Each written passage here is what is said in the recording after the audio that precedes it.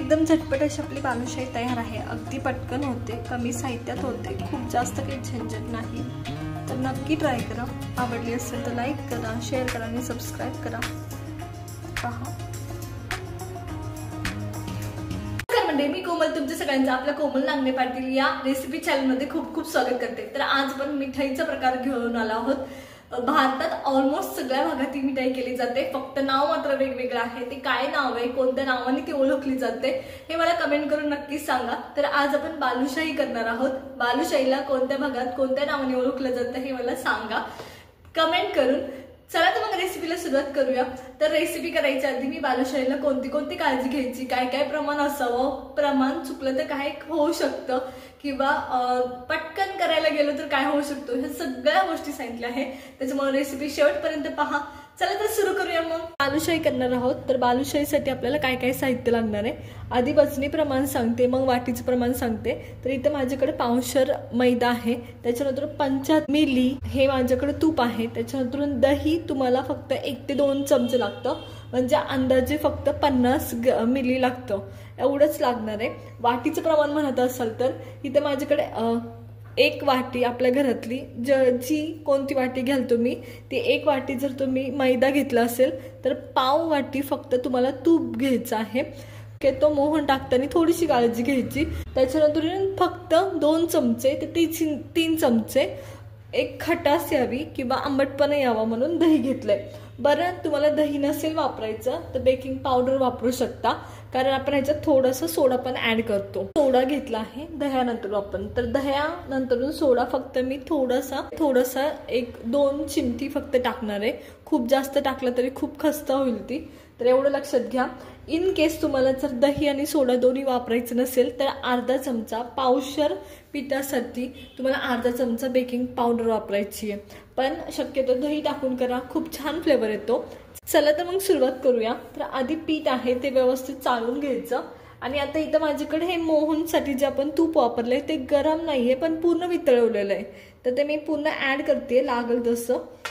तर एवढं लागतंच एवढं लक्षात घ्या, पण शक्यतो अंदाज घेऊन ऍड करायचं आणि हे व्यवस्थित मिक्स करायचं, जसं चकलीला वगैरे आपण मिक्स करतो ना त्या पद्धतीने व्यवस्थित चोळून घ्यायचं। पूर्ण तुमचा सुक्का पिठाचा असं उंडा झाला पाहिजे, या पद्धतीने मूठ झाली पाहिजे या पद्धतीने।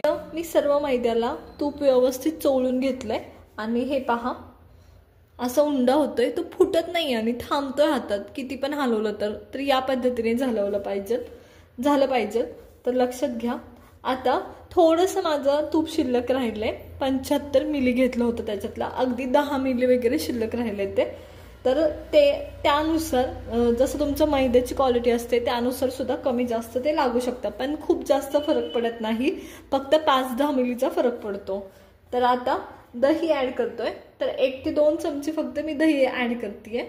शक्यतो सगळ्या गोष्टी ह्या आधीच ऍड करून घ्यायचा। त्याच्या आधी आपण सोडा ऍड करूया। एकदम किंचितसा सोडा मी ऍड केलाय, खूप जास्त नाही करायचा नाहीतर फसकेल। नंतर मी मीठ ऍड करतेय। तर आमच्या इथे म्हणतात कणिक बिना मिठाची, कोणतीच कणिक बिना मिठाची मळू नये, त्याच्यामुळं। आणि तसं पण तुम्ही जेव्हा गोड पदार्थ करता तर थोडंसं मीठ टाकलेलं कधी पण त्या गोड पदार्थाला चव खूप छान येते, त्याच्यामुळे ते एक लक्षात घ्या। तर हे व्यवस्थित असंच पहिल्यांदा शक्यतो मळून घ्यायचं, पाण्याचा हात न लावता व्यवस्थित दही एकजीव झालं पाहिजे, सगळ्या गोष्टी एकजीव झाल्या पाहिजे। आता ह्याच्यात दही सुद्धा ऍड करून मी व्यवस्थित हे मिक्स करून घेतलंय। एकदम व्यवस्थित वेळ जाऊ द्या थोडासा, पण व्यवस्थित दह्याला चोळा, दही टाकलं की चोळा आणि तूप टाकलं की व्यवस्थित त्याला चोळून घ्या, जेणेकरून प्रत्येक कणाला त्याचा फ्लेवर यायला पाहिजे। यासाठी थोडासा वेळ गेला तरी चालेल, पण या गोष्टी खूप महत्त्वाच्या असतात अशा गोष्टींमध्ये, पदार्थांमध्ये, कारण वेळ गेला तरच गोष्टी चांगल्या होतात, नाहीतर काहीतरी फसतं ह्याच्यात। त्याच्यामुळे शक्यतो वेळ जाऊ द्या, नाही म्हणजे रिझल्ट खूप चांगले येतात। तर इथं आपण कणिक मळून घेणार आहे। थोडं पाणी टाकायचं, खूप जास्त नाही टाकायचं।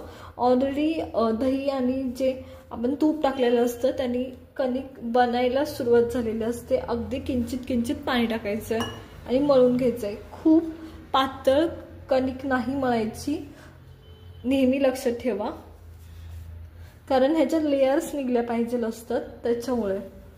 तर एकदम व्यवस्थित कणिक मळून घ्यायची. आता हे एकदम मी व्यवस्थित मळून घेतले. तर मळताना आता मळून झाल्यानंतर काय करायचं, छोटे छोटे पार्ट काढायचे आणि थोडेसे पसरून घ्यायचे या पद्धतीने, जसं चपाती पोळी करतो त्याच पद्धतीने. आणि त्याच्यावर दुसरा पार्ट काढून ठेवून घ्यायचं. याने काय होतं, लेयर्स पडतात. या पद्धतीने हे मिक्स करून घ्यायचे. असे खूप सारे पार्ट्स काढायचे, खूप सारे म्हणजे जेवढे तुम्हाला शक्य होतील तेवढे, ॲटलिस्ट कमीत कमी 5 तरी असावेत.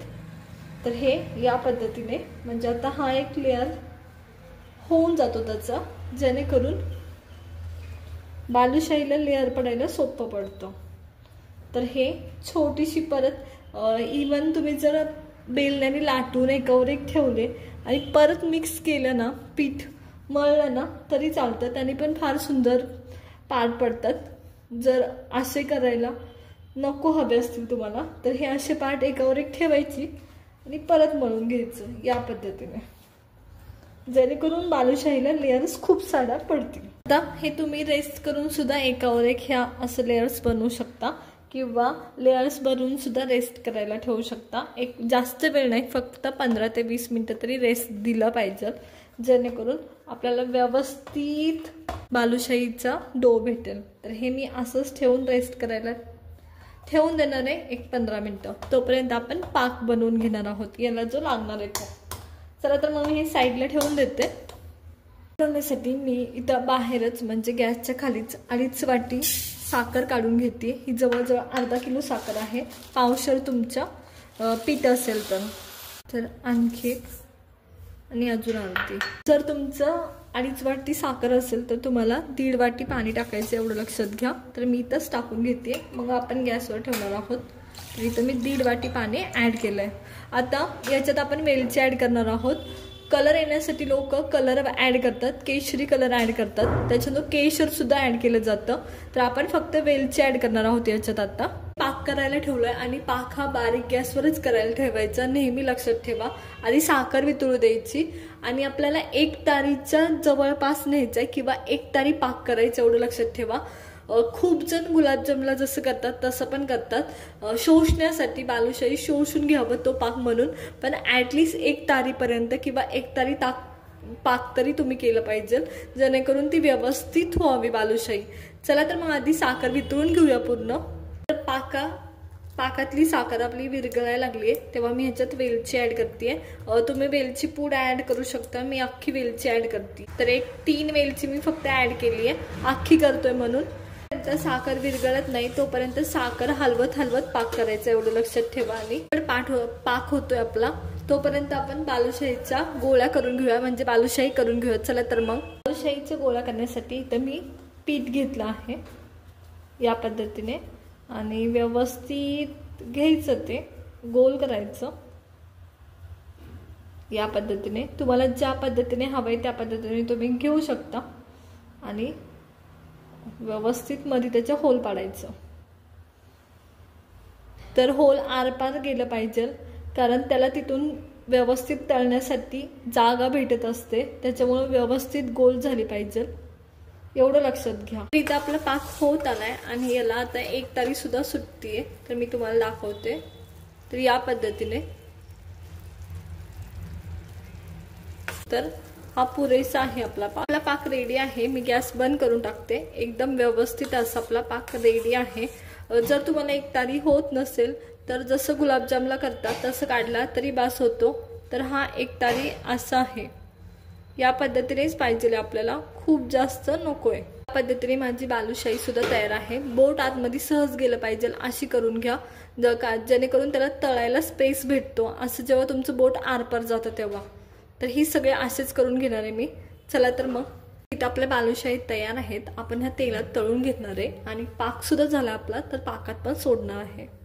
बालुशाही तळण्यासाठी आपलं तेल व्यवस्थित गरम झालंय. बालुशाही तळताना एक गोष्ट लक्षात ठेवा, बालुशाही नेहमी लो फ्लेमवरच तळायची. तुम्हाला तेल गरम असावं पण तळताना मात्र लो फ्लेमवरच तळायची. सर्व बालुशाही ऍड करून घेते। एकदम लो फ्लेमवर तळून घ्यायची, सगळ्या लेयर सुटल्या पाहिजे आपल्याला, त्याच्या एवढं लक्षात घ्या।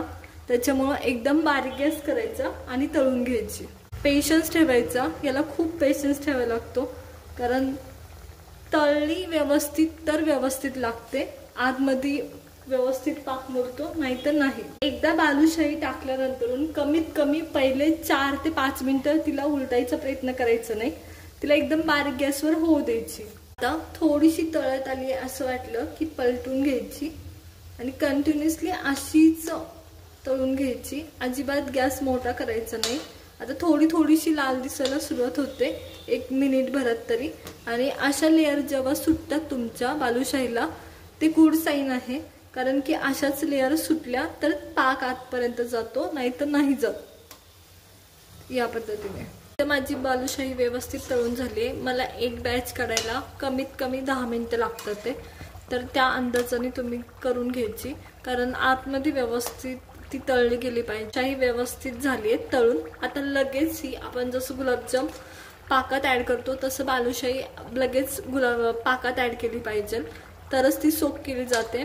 एका साईडला तुम्हाला तुमचं पाक रेडी ठेवायचं आहे, दुसऱ्या साईडला तुम्हाला लगेच ऍड करून घ्यायची। चला तर मी करून घेते। मग इथे मी बालुशाही ऍड करून घेते, तर मी एक ऍड करून घेते आणि तुम्हाला लगेच मिक्स करायची आहे, लक्षात ठेवा। या पद्धतीने चमचा घ्या दुसरा आणि त्यांनी व्यवस्थित मिक्स करून घ्या। मी सगळी बालुशाही ऍड करून घेते, तर पहा किती सुरेख कलर आला आहे। ही बालुशाही लगेच वर खाली करून दोन्हीकडून तुम्हाला लगेच साईडला काढून घ्यायचे, आतमध्ये व्यवस्थित पाक जाऊ द्यायचंय।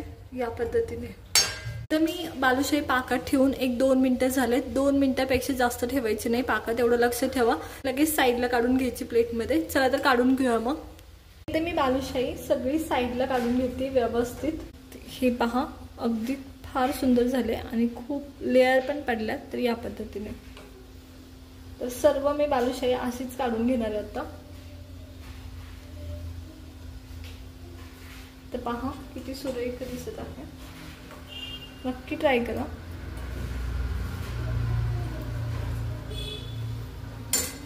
एकदम झटपट अशी आपली आणि